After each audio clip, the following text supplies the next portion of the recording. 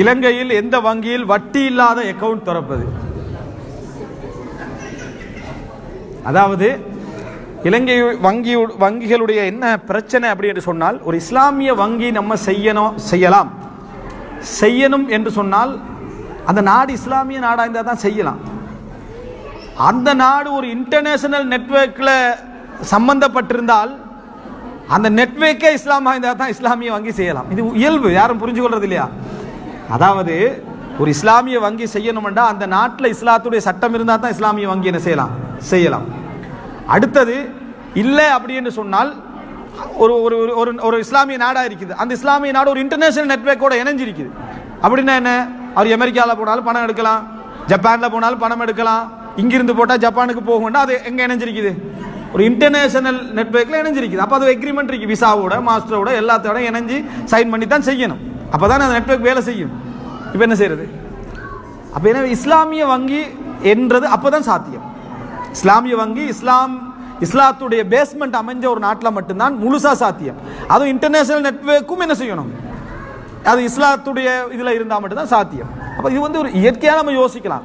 ஆனால் நாம் என்ன சொல்கிறோம்னா, முஸ்லீம் அல்லாத நாடு அப்படின்னு நமக்கு தெரியுது. அந்த நாட்டில் இருந்தால் சென்ட்ரல் பேங்க்கில் நம்ம பல லட்சக்கணக்கான பணம் என்ன செய்யணும், வைக்கணும் என்றது தெரியுது. அப்போ பல லட்சக்கணக்கான பணத்தை வந்து சென்ட்ரல் பேங்க்கில் வச்சா அது என்ன அடிப்படையில் பாதுகாக்கப்படும் என்று எங்களுக்கு என்னது கையாளப்படும் என்றது தெரியுது. அப்போ தான் அது பேங்க் கண்ட இதே வரும். இப்போ நான் சில பேங்க் பேர் சொல்ல விரும்பல. ஆரம்பத்தில் வந்து அவங்க பிரைவேட் லிமிடெட் இருந்தாங்க. அதுக்கு பின்னால் என்ன சொன்னால் அல்ஹம்துலில்லாஹ் இப்போ நாங்கள் சென்ட்ரல் பேங்க்கில் ரெஜிஸ்டர் ஆகிட்டோம். இதுக்கு எப்படி அல்ஹம்துலில்லாஹ் சொல்கிறது? சென்ட்ரல் பேங்க்கில் ரெஜிஸ்டர் ஆகிட்டதுக்கு சென்ட்ரல் பேங்க் இஸ்லாமிய பேங்க், இஸ்லாமிய இல்லை, அதுவும் அவங்க சென்ட்ரல் பேங்க் இஸ்லாம் அடிப்படை தான் செயல்படுதுன்னு சொல்ல இயலுமா? சொல்ல இயலாது. சென்ட்ரல் பேங்க்ல பதியாம ஒரு பேங்க் திறக்க இயலுமா? இயலாது. அப்ப இஸ்லாமிய வங்கி என்று சொல்லுவோம். முஸ்லிம்கள் செய்யற வங்கி என்று வேணும்னா என்ன செய்யலாம்? முஸ்லிம்கள் செய்கின்ற வங்கி அப்படின்னு வேணும்னா சொல்லிட்டு போகலாம். உண்டு. அடுத்தது, எங்கேயாவது லொஸ்ட் ஷேர் என்று வச்சா பேங்க் ரெஜிஸ்ட்ரேஷன் தருவானா? நீங்க லொஸ்ட் ஷேர் என்று வச்சா பேங்க் ரெஜிஸ்ட்ரேஷன் உங்களுக்கு வருமா? ப்ராஃபிட் அண்ட் லொஸ்ட் ஷேர் என்று வச்சால் பேங்க் ரெஜிஸ்ட்ரேஷன் கிடைக்குமா? உங்களுக்கு கிடைக்காது. ப்ராஃபிட் ஷேர் வச்சா தான் என்ன செய்யும், உங்களுக்கு கிடைக்கும். ரெஜிஸ்ட்ரேஷன் என்ன செய்யாது, ஒரு நாளும் கிடைக்காது. அதை கேட்டதுக்கு என்ன சொல்றாங்கடா, நீ அப்படி வச்சா ரெஜிஸ்ட்ரேஷன் கிடைக்காதுன்னு கேட்குறான். அதுக்கு தான் இஸ்லாம்னு போட வேணாம்னு சொல்றோம். கிடைக்காது தானே? அப்போ இஸ்லாம்னு போட வேண்டாம் என்றோம். நாங்கள் இப்போ என்ன யோசிக்கிறோம்னா, கொடுக்கல் வாங்கல் இஸ்லாமிய அடிப்படையில் இருக்கிறான்னு யோசிக்கிறீங்க. அது ரெண்டாவது வைங்க. பேஸ்மெண்ட்டை எப்படி அமையும்? இப்படித்தான் அமையும். அப்போ அவனுக்கு வந்து அவன் ஏதாவது அநியாயம் செஞ்சிட்டான், அவன் பிழை செஞ்சிட்டான், நஷ்டம் அடைஞ்சிட்டான், எங்க அவனுடைய பொருளாதார நடைமுறையெல்லாம் அதாவது இந்த அப்ளை பண்ணப்பட போது. அப்ப என்னன்னு சொன்னால் இந்த அமைப்பு முறைமையே தப்பு. என்னென்றால் இதுல சிம்பிளா சொல்வதாக இருந்தால், நாம ஒவ்வொருத்தரும் ஒவ்வொரு பேங்க்ல தனித்தனியா போட்டு கொண்டிருந்தோம் வட்டி பேங்க்ல, அதெல்லாம் சேர்த்து அவங்க போடுறாங்க. அவ்வளவுதான்.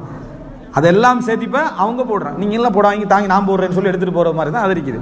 மற்றபடி நடக்கக்கூடிய முராபகா, முஷாரகா, முதாரபா, இஜார, அடுத்து அது அந்த பகுதிகள் எல்லாம் என்ன கூடுமா கூடாதான்னு அது ஒரு தனியா பார்க்கணும். முதலாவது பேஸ்மெண்ட் இஸ்லாமிக் பேங்க்னு சொல்லக்கூடாது.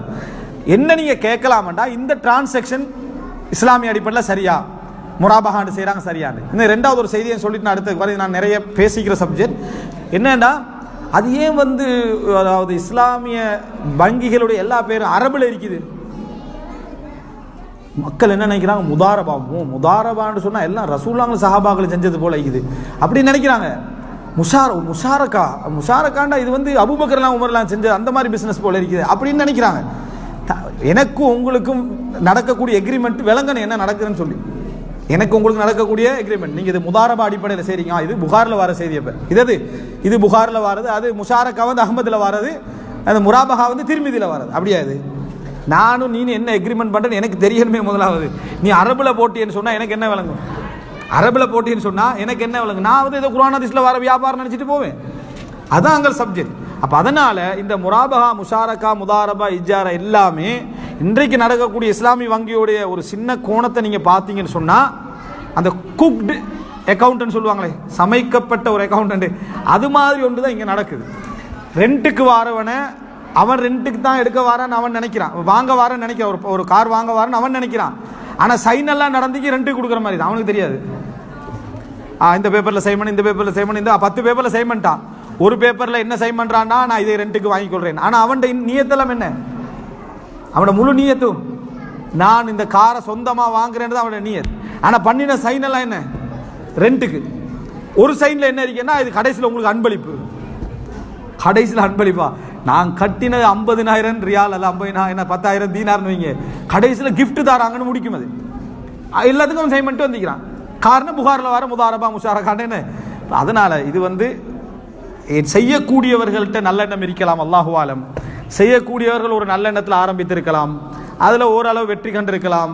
ஆனால் வட்டியிலிருந்து மக்களை காப்பாற்றினாங்கன்னு மட்டும் சொல்லக்கூடாது. பெரிய பெரிய பணக்காரர்களுக்கு எடுத்து பிஸ்னஸ் பண்ணாங்கன்னு சொல்லணும்.